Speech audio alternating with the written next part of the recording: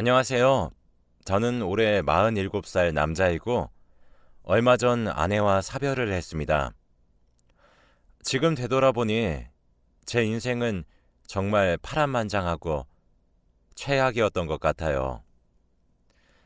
그래도 지금은 새 마음가짐으로 훌훌 털어버리고 하늘나라에 있는 아내와 아이를 생각하면서 살려고 노력 중입니다. 저의 인생 이야기를 오늘 한번 풀어볼까 싶어요. 저는 어렸을 때부터 돈도 없고 빚만 잔뜩인 집안에서 장남으로 자랐습니다. 공부도 하고 싶고 대학교도 다니고 싶었지만 저희 집안 형편에서 부모님은 공부는 사치라고 하셨고 졸업을 하자마자 취업을 했죠. 여동생이 하나 있는데 동생만큼은 꼭 대학교를 다니고 하고 싶은 공부를 하게 해주고 싶어서 제가 취업을 결심했던 것 같습니다. 다행히도 제가 취업을 하니 빚을 어느 정도 갚아나가기 시작했고 여동생도 오빠 덕분에 자기가 이렇게 공부를 하고 있다면서 기뻐하더라고요. 제가 희생을 하면 저희 집안이 행복하니까 그걸로도 저는 만족했습니다. 사실 저희 집이 빚이 진 것이 바로 아버지 때문이었는데요. 아버지는 도박을 하러 다니시면서 빚을 졌고 하다 사채까지 쓰셨습니다. 저희 집에 사채업자가 드나들면서 집을 뒤진 적도 많았고 아버지가 저희만 두고 사채업자들을 피해서 도망을 친 적도 많았죠. 그래도 제가 밤낮 없이 일을 해서 사채 빚은 다 갚았지만 은행 빚은 아직 어마무시하게 남아 있었어요. 아버지는 빚을 갚을 생각도 없이 점점 불려나가다가 결국 돌아가셨습니다. 어머니는 진작에 저희를 두고 집을 나가셔서 저와 여동생에게 빚만 잔뜩 떠넘기시고는 하늘나라로 가셨죠. 평생 일해도 못 갚을 빚이었는데 끝까지 피해만 주시는 아버지가 너무 미웠습니다. 장례식장에서 여동생과 저는 둘이서 앞으로 어떻게 사냐고 펑펑 울었네요. 여동생은 회사를 다니고 있었고 저는 택배기사 일을 하고 있었어요. 착한 여동생은 저보다 돈을 더 잘 벌었는데 자신의 월급의 50%를 빚 갚는 데 썼습니다. 저도 제 월급의 50%는 빚 갚는 데 썼지만 둘이서 해도 워낙 아버지가 남기고 한 빚이 많다 보니까 턱도 없더라고요. 그래도 저희는 한 번도 어기지 않고 빚을 갚아 나갔어요. 그렇게 빚만 갚다가 끝날 것만 같던 제 인생은 저희 아내를 만나고 난 뒤부터 달라지기 시작했습니다. 제가 택배 일을 하면서 병원으로 택배를 배달하기 위해 갔는데 거기서 만났죠. 아내는 한 할머니의 간병인이었고 우연치 않게 스쳐 지나갔는데 너무 예뻤습니다. 저는 택배를 배달하자마자 그 여자에게 다가가서 대뜸 인사를 해버렸지 뭐예요. 착한 그 여자는 이상한 저의 인사도 웃으면서 받아주었고 저는 바로 전화번호를 받을 수 있었습니다. 지금 생각해도 아내는 천사였던 것 같네요. 그리고 일을 마치고 집으로 돌아와서 그녀에게 전화를 걸어서 새벽 내내 이야기를 나누고 같이 밥도 먹고 하면서 만났습니다. 그녀는 간병인 일을 하고 있다고 했고 할머니, 할아버지 밑에서 커서 간병인 일이 자기한테 잘 맞다고 하더라고요. 주위에서 그렇게 마음 따뜻한 사람이 드문데 예쁜 외모에 성심까지 착하니 안 반할 수가 없었죠.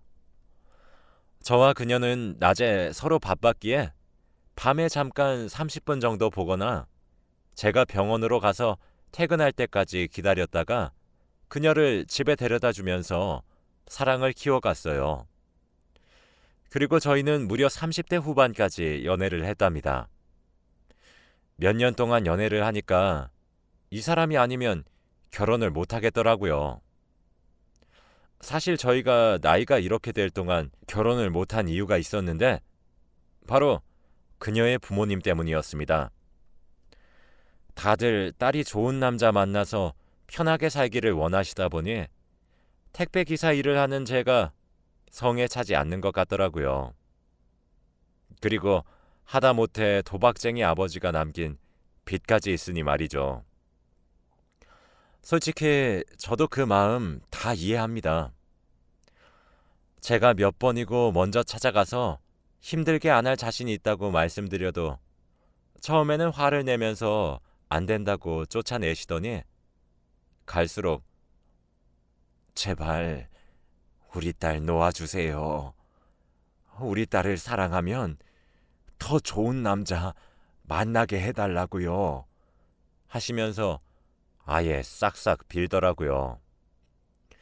그래도 저와 그녀의 고집은 꺾을 수 없었어요. 저희는 그녀의 부모님이 반대를 할수록 사랑은 더 뜨거워져 갔고 결국 그녀는 임신을 하고 말았답니다. 이렇게까지 될 줄은 몰랐는데 그녀가 30대 후반임에도 불구하고 임신을 한 경우는 정말 축복이라 기분이 좋긴 했지만 그녀의 부모님께서 얼마나 윽박을 지르실지 걱정이 되긴 하더라고요. 역시나 그녀의 부모님은 당연히 반대하셨고 온갖 모욕적인 말을 퍼붓기까지 하셨습니다. 너 우리 딸 고생시키고 싶어서 환장했냐? 라고 하면서 도둑놈이라고 했죠. 저는 절대 고생 안 시키고 사랑해 줄 수 있다고 제발 딱 한 번만 믿어달라고 빌었어요. 제 끈질긴 설득 끝에 에휴, 니들이 좋다는데 어째 아이까지 베고 온 마당에 알아서 해 라고 하셨죠. 탐탁치 않아 하는 말투였지만 저희는 결혼을 승낙받았다고 생각하며 결혼 준비를 하기 시작했습니다. 사실 저와 아내 둘 다 집안 형편이 좋지 않고 아이까지 임신했다 보니 결혼식을 할 여건이 되지 않더라고요. 아내의 배는 점점 불러오고 결혼 비용도 너무 들고 힘들었습니다. 그런데 아내가 먼저 저한테 여보, 우리 그냥 결혼식은 아이 낳고 천천히 할까? 나 배도 불러서 웨딩드레스도 안 예쁠 것 같고 돈도 너무 많이 들어 라고 하면서 먼저 저한테 결혼식을 미루자고 하더라고요. 솔직히 여자들은 결혼식 웨딩드레스가 로망일 텐데 그렇게 먼저 말해주는 아내에게 너무 고마웠습니다. 아내와 저는 결혼식 없이 혼인신고를 하고 얼마 지나지 않아 아이를 바로 출산했어요. 아이는 아들이었는데 아주 장군감이었습니다. 밥도 많이 먹고 배변 활동도 잘해서 우리가 장군감을 낳았다면서 좋아했죠. 그런데 아이가 2살이 되면서 구토도 하고 설사도 하는 겁니다. 솔직히 처음에는 우리가 너무 많이 먹여서 그런 줄 알고 대수롭지 않게 여겼어요. 그리고 아내가 아이를 낳고 나서부터 간병인 일을 잠시 쉬고 있다 보니 제가 낮에는 택배기사 일을 하고 밤에는 대리운전 일을 해서 아이에게 관심을 쓸 여력이 없었거든요. 아내가 퇴근하고 온 저한테 민호가 이상해. 병원에 가봐야 할 것 같은데? 라고 하면 저는 늘 피곤하다고 내일 얘기해 라고 하며 넘겼죠. 그때로 시간을 되돌리고 싶습니다. 아들 민호는 날이 갈수록 아픈 게 심해졌고 더 이상 가만히 두면 안 될 것 같아서 동네 작은 소아과로 향했더니 더 정밀한 검사가 필요하니 큰 병원으로 가보세요 라고 하는 게 아니겠어요? 저는 단순한 건 줄 알았는데 의사 선생님께서 그렇게 말씀하시니까 너무 무서웠고 바로 대학병원으로 가서 진료를 받았습니다. 그런데 의사 선생님께서 한숨을 푹 쉬시더니 폐혈증입니다. 왜 이렇게 늦게 오셨어요? 라고 하더군요. 단순히 열나고 하길래 감기인 줄 알았는데 폐혈증이라니요. 원래 초기에 오면 치료를 통해서 나을 수 있는데 너무 늦게 와서 치료를 해도 효과가 있을지는 모르겠다고 하더군요. 그래도 저 아내는 지푸라기라도 잡는 심정으로 제발 치료해달라고 부탁을 했고 의사 선생님은 민호를 치료해주기 시작했어요. 아내는 매일같이 민호를 간호하려고 병원에 있었고 저는 밤낮 없이 일을 해야 했기에 집에 있었습니다. 몇 개월 동안 그렇게 살면서 민호의 병원비를 내고 있는데 갑자기 아내가 얼른 병원으로 오라고 하더라고요. 좋지 않은 기운을 느꼈고 눈에 초점이 흐려진 채로 병원에 갔더니 민호는 결국 하늘나라로 갔습니다. 제가 일이 힘들다고 아내의 말을 무시하지 않고 바로 병원에 갔다면 우리 민호는 살았을까라는 생각을 하면서 혼자 자책하고 있는데 갑자기 옆에 있는 아내가 혼자서 중얼거리더라고요. 나 때문에 죽었어. 나 때문에 죽은 거야. 그런 아내를 보니까 집안에 한 사람이라도 정신을 바로잡지 않으면 큰일 날 것 같더라고요. 아내는 그 뒤로 계속 죄책감에 시달리면서 하루 종일 울었고 옆에 있고 싶었지만 민호의 병원비도 산더미처럼 쌓여 있었고 빚도 갚아야 했기에 저는 출근을 할 수밖에 없었어요. 저는 일을 마치고 오면 잠들어 있는 아내의 코 밑에 손을 가져다 대어서 숨을 쉬는지 확인하는 것이 일상이 되었고 아내 옆에서 열심히 괜찮다고 간호를 해주었죠. 그렇게 몇 개월이 지나니 아내는 괜찮아진 것 같았습니다. 다시 예전처럼 밝아졌고 간병인 일도 다시 시작했죠. 그런데 아내는 일을 한 지 얼마 되지 않아서 몸이 쑤시다고 하는 겁니다.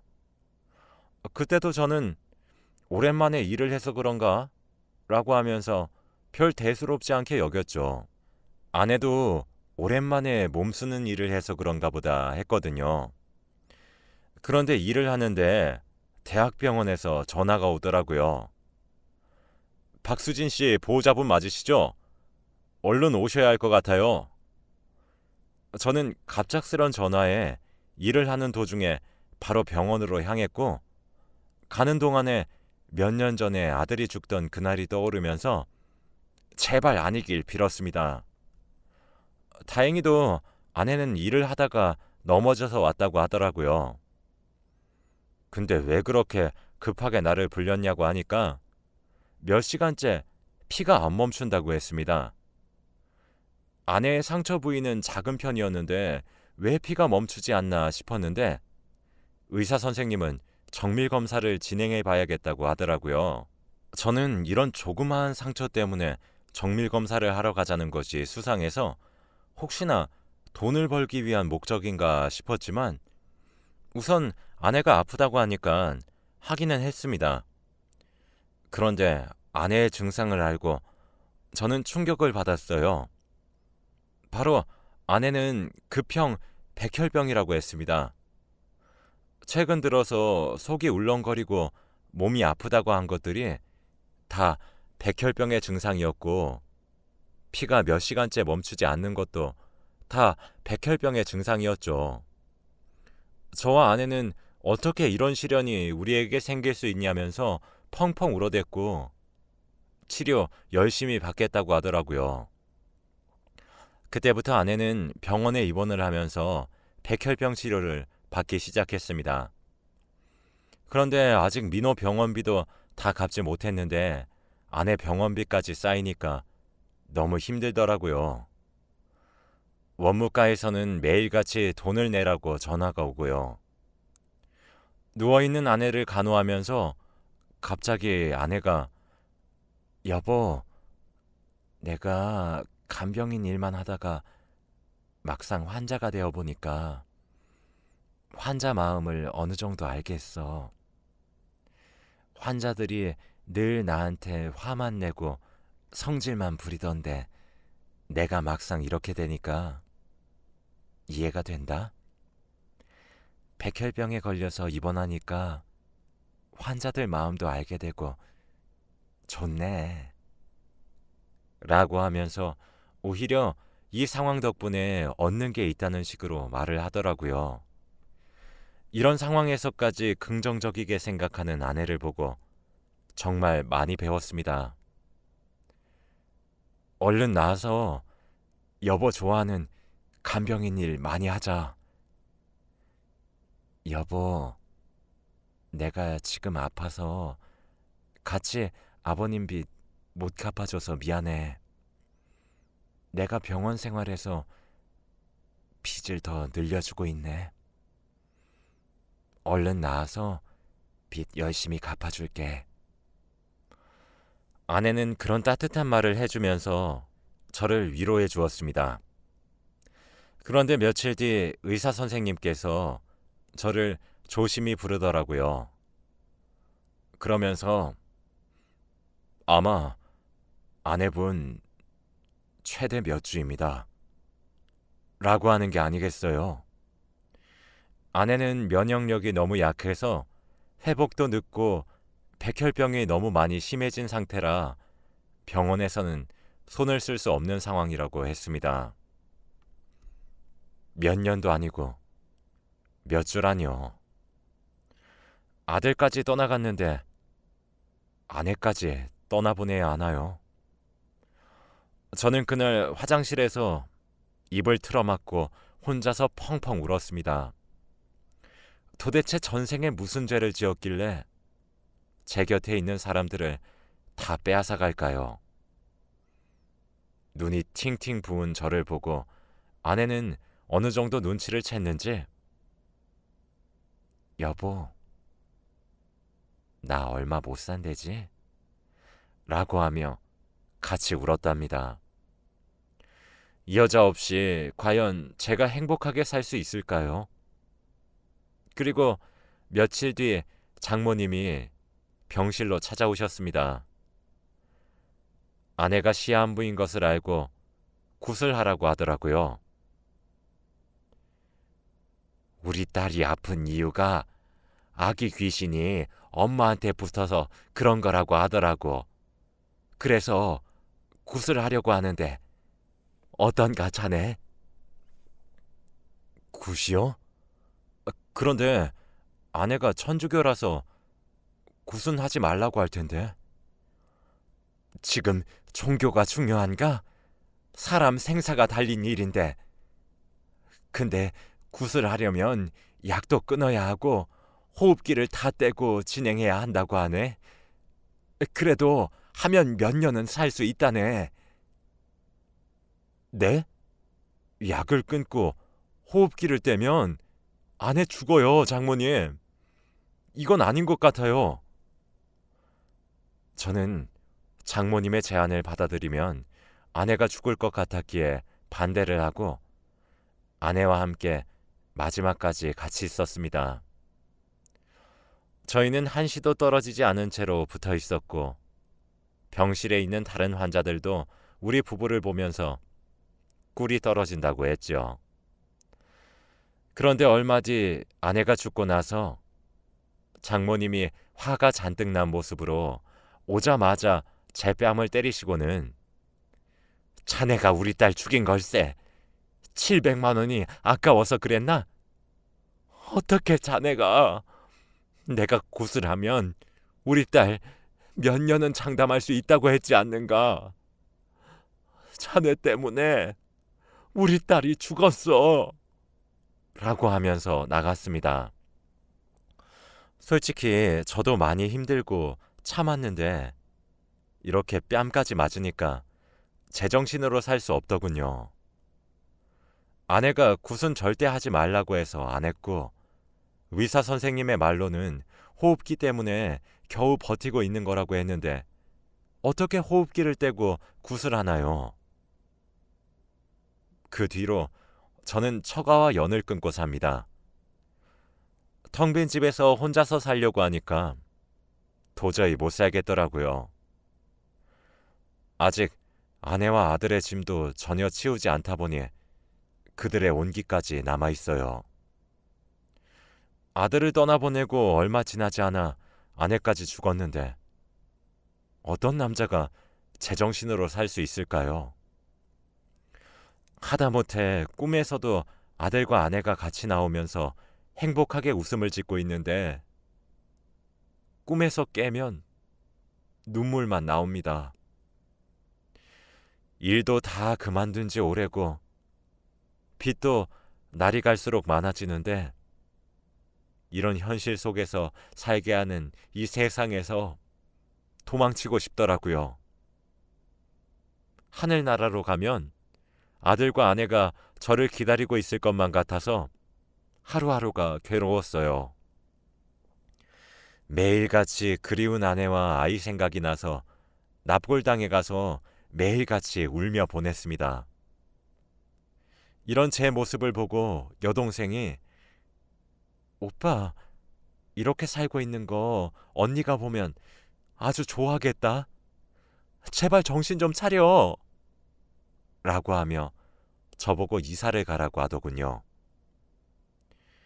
이 집에서 민호와 아내의 온기를 느끼고 있으면 더 그리워진다면서 자기 집으로 이사를 오라고 했습니다.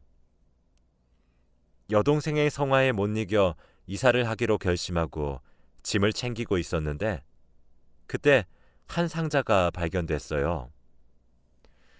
아내가 병원에서 쓰던 물건들을 모아둔 박스 속에서 발견됐는데 그때는 너무 큰 상실감에 보지 못했던 것을 이제야 발견했습니다.